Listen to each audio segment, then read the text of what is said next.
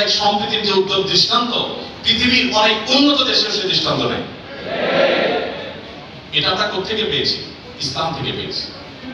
আমাদের সংখ্যালঘু ভাই বোনদের প্রতি সদাচরণ করতে আমাদের ইসলাম বলে ভালো মুসলিম হওয়ার প্রয়োজনে আমাদের এটা করতে হচ্ছে। অতএব আমরা যত বেশি ভালো মুসলিম হতে পারবো, আমাদের সংখ্যালঘু ভাই বোনরাও তত নিরাপদে থাকবে। নবী সাল্লাল্লাহু আলাইহি ওয়াসাল্লাম বলেছেন, যে ব্যক্তি কোনো অমুসলিম, যে মুসলিম ভূখণ্ডে বসবাস করার পারমিশন নিয়ে আসছে, তোর বাইরে থেকে ভিসা নিয়ে এসছে, অনুমোদিত তার বসবাসটা, এরকম কোন অন্য ধর্মাবলম্বীকে যদি কোনো মুসলমান হত্যা করে, এই মুসলমানের হত্যার কারণে জান্নাত তো দূরের কথা, জান্নাতের ঘ্রাণ সে পাবে। মানুষটা কিন্তু অন্য ধর্ম বলে। নবী সাল্লাল্লাহু আলাইহি ওয়াসাল্লাম একটা ইহুদির লাশ নিয়ে যাওয়া ছিল, তিনি সম্মান তার প্রদর্শন করলেন। সাহাবারা বললেন, ইয়া রাসূলুল্লাহ, ইহুদির লাশ আপনি সম্মান প্রদর্শন করছেন? নবী সাল্লাল্লাহু আলাইহি ওয়াসাল্লাম বলেছেন, আলাইসা নাফসা, সে কি মানুষ না? লোকটা ইহুদি হতে পারে কিন্তু তিনি মানুষ না। আব্দুল ওমর রাদিয়াল্লাহু তাআলার বাসায় ছাগল জবে হয়েছে, তিনি বাহির থেকে এসে জিজ্ঞাসা করলেন, আহারে তুমি নিজেরা ইহুদি, আমাদের ইহুদি প্রতিবেশী বাসায় গোশত পাঠিয়েছো? বাসার লোকজন বলল, না তো। তখন তিনি বললেন, আল্লাহ রাসূল সাল্লাল্লাহু আলাইহি ওয়াসাল্লাম প্রতিবেশী অধিকার নিয়ে এত কথা বলেছেন যে নিজের সম্পদে তাদের হিস্সা আল্লাহ তাআলা নির্ধারণ করে দেওয়ার উপক্রম হয়েছিল, আর তোমরা কেন প্রতিবেশী বাসায় খাবার পাঠাওনি? আমাদেরকে আরো ডেভেলপ করতে হবে। আমাদের আশেপাশে কোনো হিন্দু বসবাস করে, আপনার পাশের ফ্ল্যাটে, পাশের বাড়িতে আপনি কয়দিন তার বাসায় খাবার পাঠিয়েছেন, গিফট পাঠিয়েছেন? ইসলাম কিন্তু সেই নির্দেশ আমাদেরকে করে। যাই হোক, নবী করিম সাল্লাল্লাহু আলাইহি ওয়াসাল্লাম চতুষ্পদ জন্তু, পশু পাখির প্রতি তার যে দয়া ছিল, তারা দুর্বল, তারা অসহায়, তাদের পক্ষে নবী সাল্লাল্লাহু আলাইহি ওয়াসাল্লামের যে অবস্থান ছিল, একবার আপনারা জানেন বিখ্যাত হাদিস, নবী সাল্লাল্লাহু আলাইহি ওয়াসাল্লাম বলেছেন যে অনেক আগের একটি ঘটনা। এক লোক, তিনি যাচ্ছিলেন কোথাও পানি পান করার জন্য, কোন একটা কুয়াতে তিনি নেমেছেন, উঠে দেখতে পেলেন একটি কুকুর পিপাসায় সেরকম আশপাশ করছে। তখন তিনি তার পোশাক খুলে পানিতে চুবিয়ে, সে পানি চিবিয়ে ওই কুকুরকে খাওয়ালেন। এই হাদিসটি দুই রকম আছে, একজন পুরুষের ক্ষেত্রে আছে, তিনি তার পায়ের মোজা করেছেন, একজন নারীর কথা আছে, তিনি তার কন্যা খুলে এই কাজটি করেছেন। ওই নারী ব্যভিচারিণী হওয়া সত্ত্বেও আল্লাহ তাআলা একটি প্রাণীর প্রতি এই ভালোবাসা, এই সম্প্রীতি দেখাবার জন্য তাকে মাফ এবং নাজাত দিয়ে দিয়েছেন। নবী সাল্লাল্লাহু আলাইহি ওয়াসাল্লাম বলেছেন যে এর বিপরীতে একজন নারী, আপনারা সেটাও শুনেছেন অনেকেই, যে একটি ইবাদতগুজার একজন নারী একটি বিড়ালকে বেঁধে রেখেছিলেন, এবং সেই বিড়ালকে বেঁধে রাখতে রাখতে এক পর্যায়ে না খেয়ে বিড়ালটি মারা গেছে, তাকে খাদ্য দেননি। শুধুমাত্র এই কারণে তিনি ইবাদতগুজার হওয়া সত্ত্বেও আল্লাহ তাআলা ওই নারীকে জাহান্নামী হিসেবে ঘোষণা করেছেন, শুধু একটা প্রাণীর জীবনের প্রতি এই হেয়ালিপনা করার জন্য। এখন প্রাণী তো দূরের কথা, মানুষের জীবন আমরা শেষ করে ফেলছি নির্দয়ভাবে।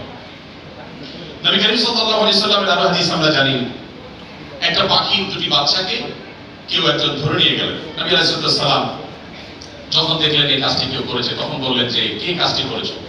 তখন নবী করিম সাল্লাল্লাহু আলাইহি ওয়াসাল্লাম তাকে ডেকে বললেন, যাও, এই যে পাখি, মা পাখিটা সে ছটফট করছে, আমি দেখতে পাচ্ছি, এই বাচ্চাগুলোকে সেখানে রেখে আসো, এটা তোমার জন্য জায়েজ নয়, মা পাখার বাচ্চাগুলোকে তুমি ছিনিয়ে আনবে জাস্ট তোমার বিনোদনের জন্য। তখন নবী করিম সাল্লাল্লাহু আলাইহি ওয়াসাল্লাম ওই নির্দেশ সাহাবীকে করেছেন এবং ভৎসনা করেছেন এই কাজটি করবার জন্য।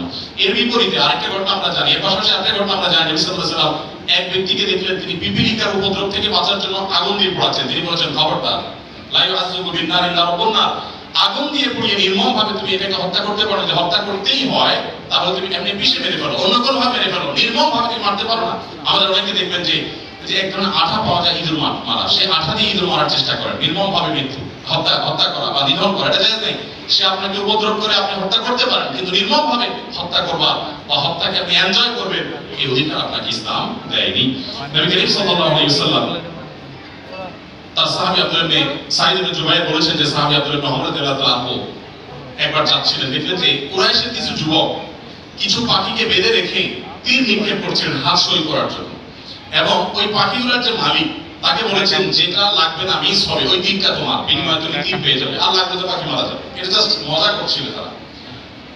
দেখেন আল্লাহ নবী সাল্লাল্লাহু আলাইহি ওয়াসাল্লাম সাহাবী আব্দুল্লাহ ইবনে ওমর যখন এসেছেন, জাস্ট তাকে দেখেছে, দেখার সাথে সাথে দৌড়ে পালিয়ে গেছে তারা, ওই যুবকরা, কারণ জানেন যে নবী সাল্লাল্লাহু আলাইহি ওয়াসাল্লাম সাহাবী কোন প্রাণীর প্রতি নির্মমতাকে সহ্য করবেন না, চলে গেছে তারা। তখন এবার আব্দুল্লাহ ইবনে ওমর রাদিয়াল্লাহু আনহু বলেছেন, আল্লাহ লানত এবং অভিশাপ নাযিল হয় ওই মানুষগুলোর প্রতি যারা কোন প্রাণীকে এরকম বিনোদনের জন্য জাস্ট তীর মেরে, গুলি মেরে বিভিন্ন ভাবে লক্ষ্যবস্তু তাদেরকে বানায়।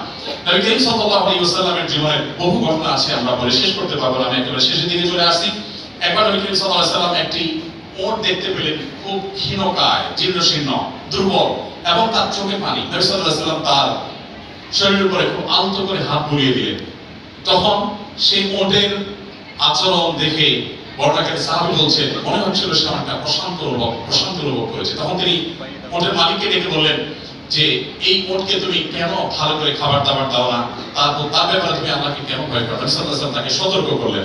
ঠিক একইভাবে নবী সাল্লাল্লাহু আলাইহি ওয়াসাল্লাম ঐতিহাসিক একটি হাদিস সহিহ মুসলিমে তিনি বলেছেন ইন্নাল্লাহা কাতাবা ইহসানা আলা কুল্লি শাই ফাইদা কাতালতুম ফাহসিনুল কিতলা ওয়া ইযা যাবাহতুম ফাহসিনুল যিবহা।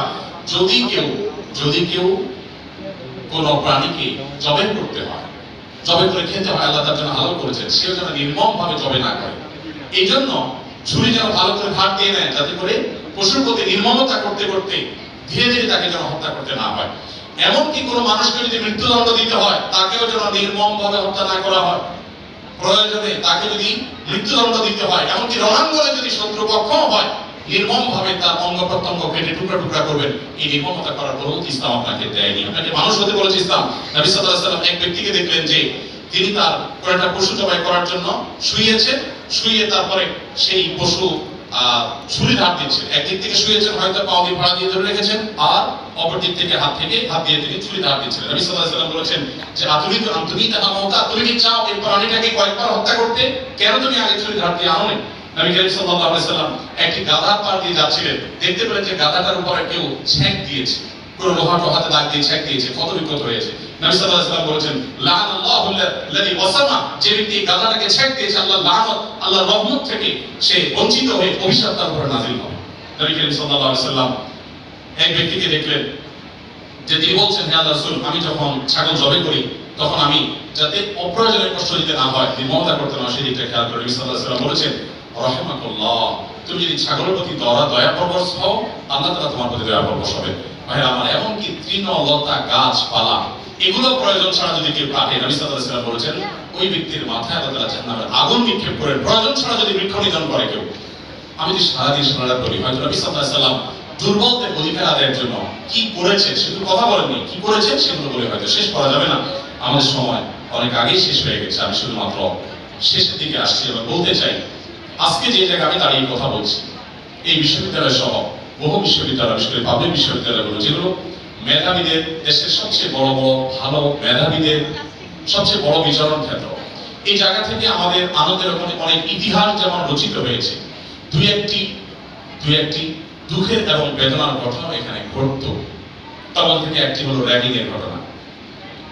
নতুন একজন শিক্ষার্থী, যেখানে পুরাতন শিক্ষার্থী বা বড় ভাইদের কাছে, সিনিয়রদের কাছে স্নেহ ভালোবাসা পাওয়ার কথা, র্যাগিং এর নামে তাকে